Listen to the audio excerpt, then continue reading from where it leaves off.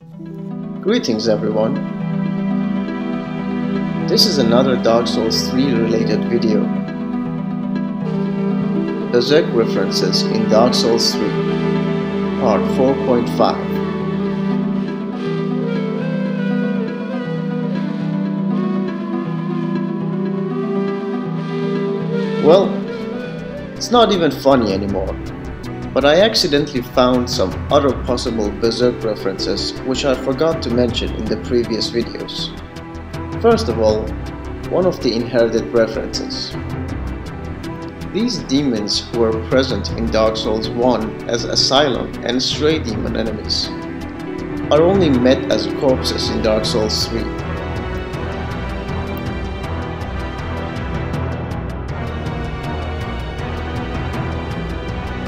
But there are also these demon statues, which were also present in Dark Souls 1. Well, they seem to be inspired by the first apostle slain by gods with the Dragon Slayer sword.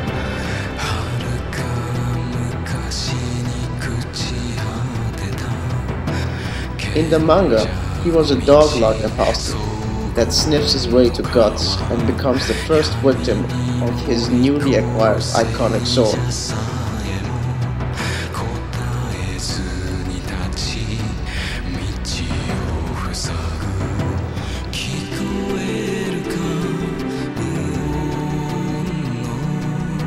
And as for this location, the heaps of demon corpses make it somewhat reminiscent of the scenes seen during the Apostle Festival.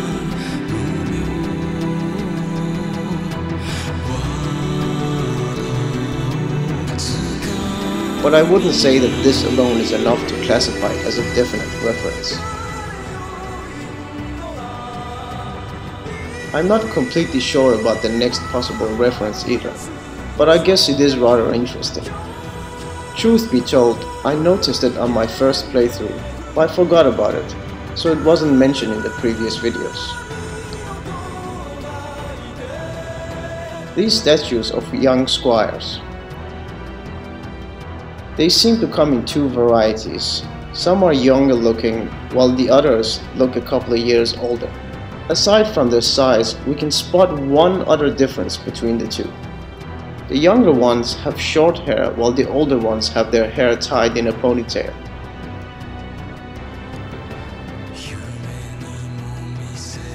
Well, that seems to be a reference to Rickard, a young mercenary and talented blacksmith and engineer. During the early parts of the manga, Rickard is depicted as a young boy with short blonde hair.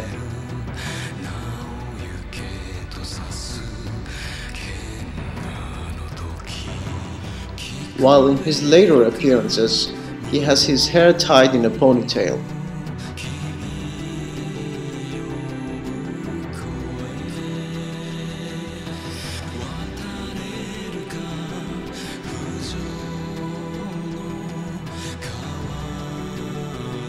So I suppose these statues are a reference to Rickard, since especially the younger ones resemble a young Rickard from the manga.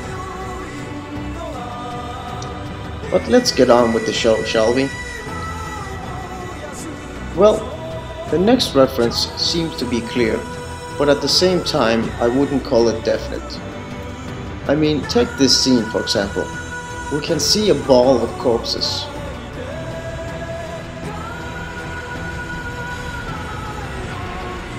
Though there is a certain similarity, I can't say that a skeleton ball is as unique as a rolling bone skeleton is. At the same location, we see this creature, which resembles a spider with human hands instead of legs. They naturally remind us of these fucked up spider ladies.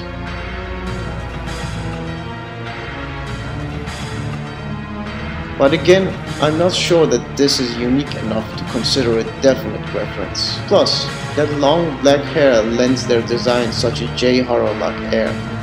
Let us move on to this scene. We see several monsters. Some are rather similar to the disgusting corpse grubs of Dark Souls 3 hanging out from the corpses, while others look more like corpse grubs that crawl by themselves without a corpse to carry them inside.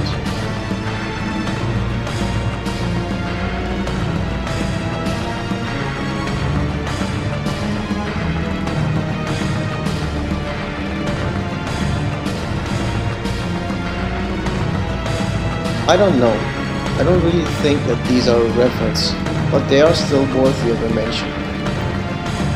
Now, onto these hands that break out from hell to drag souls down to hell. They are a bit similar to the hands from the cursed books at the Grand Archives. But is that a reference? What do you think? Well, yeah, probably a little too far-fetched. Just like this dragon, which is slightly similar to Osiris. However, here is one thing that seems more like a direct inspiration for a certain creature in the Dark Souls world. The Crystal Lizard.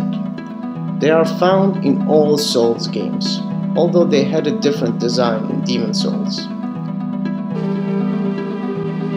By the way, this side note is more for Berserk readers. I guess you've recognized that Apostle, as he has a rather significant yet small role in the story. I don't want to spoil what it is exactly for those who haven't read it yet. We see this bastard in the new chapters, namely at a Colosseum of sorts in Falconia. Another possible reference, which was also present in the first two Dark Souls games, is the glaive halberd, since it was the weapon of choice for General Bosconi in the Berserk manga. However, it is somewhat hard to tell whether the weapon truly is a reference to him. Another thing that can be possibly related to Berserk was pointed out by the YouTube user Kokiri1. The small doll, a key of sorts given to people so that they can pass the barrier blocking passage to Erythium. It's somehow reminiscent of a doll given to Griffith by Princess Charlotte, though that one lacked any special power aside from being made of lodestone to serve as a talisman to help guide Griffith safely back home from the war. Also, there is another thing I forgot to mention in the previous videos. I noted that the Katarina armor set is inspired by Bazusa, as noted by Miyazaki in an interview, and it indeed has a certain Bazuso air about it, but there is also this guy in an onion helmet. And the next reference was added to the extended version of this video, because I totally forgot about it in the previous videos, even though I noted it on my first playthrough. The way the Pontiff Knights take that dark stuff out of the mouth of their skulls. It is a reference to the Skull Knights from Berserk who ate the behelit he took from apostles. He then, in a rather similar manner to the Pontiff Knights, swallows his sword to coat it in melted behelit. Well, now I hope that there are no more missed references. But to top things off, here's a little bonus that seems related to Dark Souls 2. Alas, this stuff was discovered years ago.